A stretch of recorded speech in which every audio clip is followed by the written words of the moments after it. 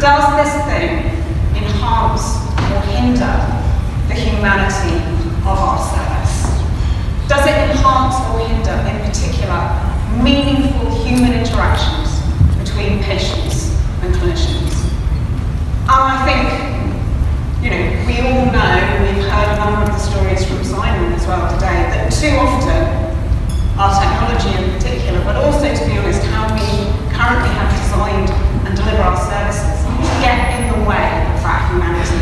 Our clinicians spend far too much time fighting unusable IT when they should be interacting directly with their patients. When our failure to join up our medical records means that we're not treating a patient in their whole context, that they're getting conveyed to A&E when that's not what they would wish towards the end of their life. And when patients ping-pong with no one able somehow to take responsibility for coordinating the complex care that they need, often when they're at their very lowest ebb. So you can imagine I was quite excited, along with a lot of my colleagues, to see this in the health tech vision. Every service must be designed around user needs, whether the needs of the public, clinicians, or other staff. So what do we mean when we talk about user needs in the context of healthcare? The brilliant Janet Hughes gave us this model. There are three key dimensions to user needs in healthcare: the clinical need, the practical need, and the emotional need. And I think this is vital when we think about urgent and emergency care, because we won't meet the challenge of providing a sustainable urgent care service unless we address not just the clinical need, but also the practical and emotional needs of patients. When we look at the clinical need, people I talk to time and again, somewhere between 20, 30-ish% of patients presenting at A&E don't have a clinical need to be there. They could be seen by a primary care clinician. If we only ruthlessly focus on, but there isn't a clinical need, why are they coming? We are not going to succeed in having those patients go elsewhere. There is a practical and emotional need that is being met by our emergency departments that they aren't getting elsewhere in the system. This is one of my personal bugbears, to be honest, this balance between, want and need that we often talk about in A&E. I can tell you from myself and my colleagues who sit week in and week out, hearing patients talk about their experience of urgent care. Nobody wants to go to A&E. Nobody wakes up on a Friday morning and thinks, what would be a fun thing to do this afternoon? Go and spend 4 hours sitting on a hard plastic chair, awaiting to be seen by a doctor. They are not spoiled children demanding sweeties. They have real needs that they feel in themselves are urgent right now and will be met by A&E. I'm not saying A&E is the only place that those needs can be met, but we need to think about humans in all that messiness if we're to address some of these challenges. And if humans are complex and messy, then of course so is our health system. And so we need this kind of twin approach of looking both really deeply at what the human needs are that we're trying to address, both for patients and for staff, and also how have we organised ourselves as a health system when we seek to meet those needs. And this is the approach that we're taking in digital urgent emergency care at the moment. So this is the brief that we set ourselves. It comes down in many ways to a few simple things that we want to get out of this. We want a shared and tangible vision of where digital can make most impact in urgent and emergency care.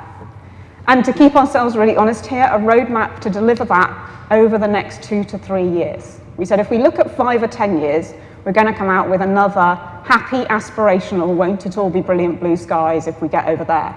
If we say what would we do in 2 to 3 years, we are going to have to focus on the most important, most impactful things that we need to do to help the system function better. And it comes down to, I think, often, we really have no shortage of vision, ambition, and good ideas. We've had 6, 7, 10 years, whatever, of reports looking at urgent and emergency care. We broadly know the high-level problems, and Simon has talked a lot about some of the clinical service transformation that's going on. And of course, we have a lot of digital work going on, but we do need to make these really tough choices about where to focus our execution efforts. And in particular, we need to keep that focus on the problems that we're trying to solve with our technology, as exciting as a lot of the new technology available is to us. And we need to keep the focus on delivering that coherent patient experience that spans multiple channels and services, not just focusing on improving a single service or channel.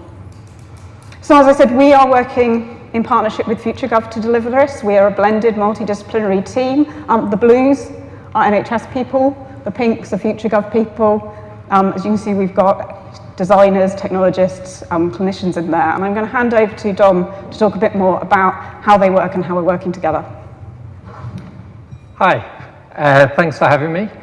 So my name's Dominic Campbell. I run a company called FutureGov. Really honoured to be here today. I've been passionately involved in improving public services for the past 20 years, mostly when I was working in local public services, and then since I've worked within FutureGov for the last 10 years. The interesting thing for me when I looked through like why I left really was the sort of that peak era of large-scale IT transformation that really didn't care very much about the human at the end of the technology, but was just about imposing monoliths onto people and hoping it worked and hoping people adopted and wondering why people couldn't use a thing that was never really designed for humans in the first place. With a passion to put design and people back into technology. Coming relatively recently to health as an area, my worry remains the same, I would say. I do worry at times that we do still go down the big system, the lack of design elegance in the way that we approach things. And the work that we're supporting NHS, Digital in England around with this is very much focused on how do we make sure we put human experience ahead of the technology product. There are some great products, but technology really is only there for the end in terms of making sure the experience adds up to something greater than the part. We're working as this one joined up team, which goes far beyond the team that you saw on the screen. A lot of, maybe some of you in the room have very generously supported us in places like East London and Somerset and elsewhere in making sure that we can work as a fully blended team to understand the context. What we're very careful to do is understand the huge amount of work that's gone on in this area before, that all of you are hacking at a system to try and make it as good as possible and make it work at a national and local level. And we really want to understand that and build around it, starting with the users, by which I mean internal and external users. But also we're trying very much to work in the open. You'll find the stall out there where there's some emerging work up on display. So I encourage you to go and see the team during the breaks. Why are we doing this? Well, the bigger picture is what Madeleine Albright captures pretty perfectly, I think, which is you're working with extremely complex challenges. You always have done, but that has almost been accelerated, as you heard from Simon, with the arrival of the internet age.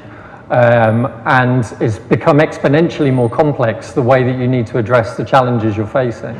But you remain relatively hamstrung with the tools that have already been talked about, with the ways of working that we're trapped in, the policy and those agendas. And we really need to think about how do we address that once and for all and bring it all together.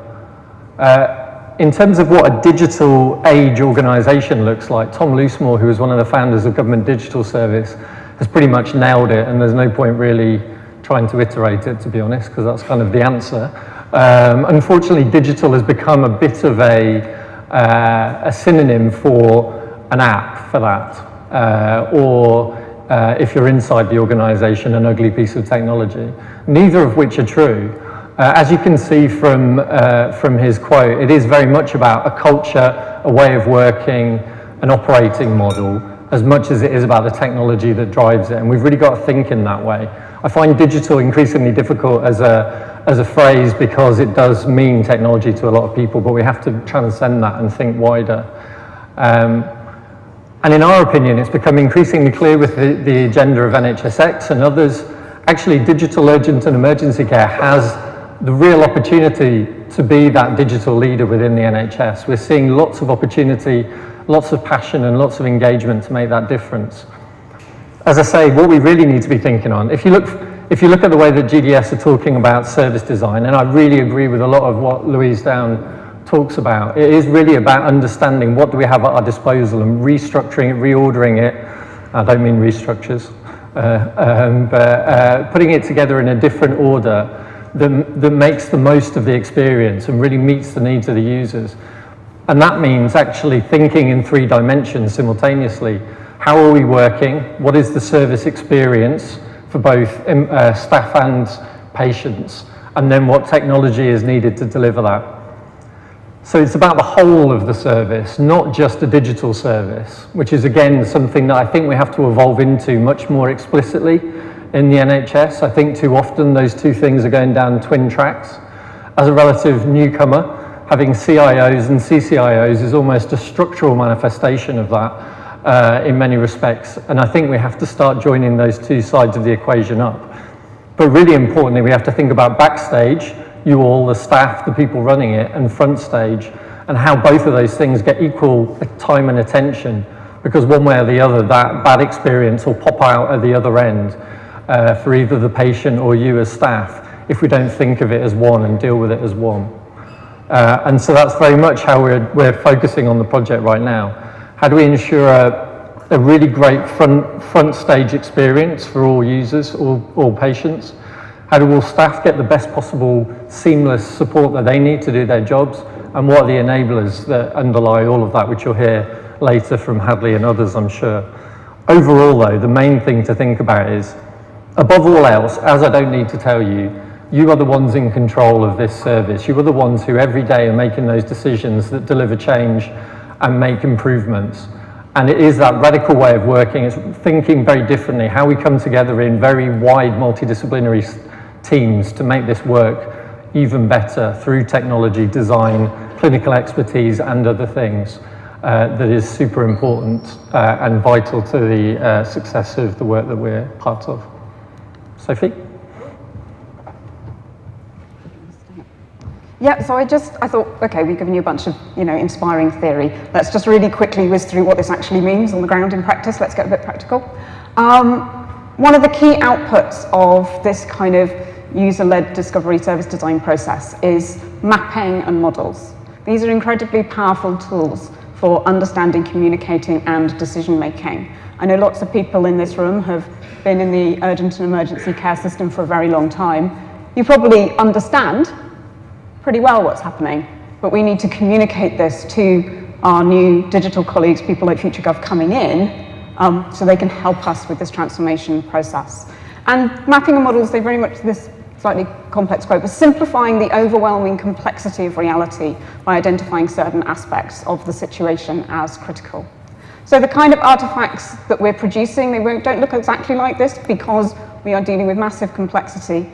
But when we map a service or a journey, what we're looking at is right along the top our user needs. And these needs will generally remain consistent and static over time. Someone said to me the other week, he said, you could have done this work 5 years ago and you'd have found the same things. I'm kind of, yeah, the user needs don't change. Humans don't change very fast.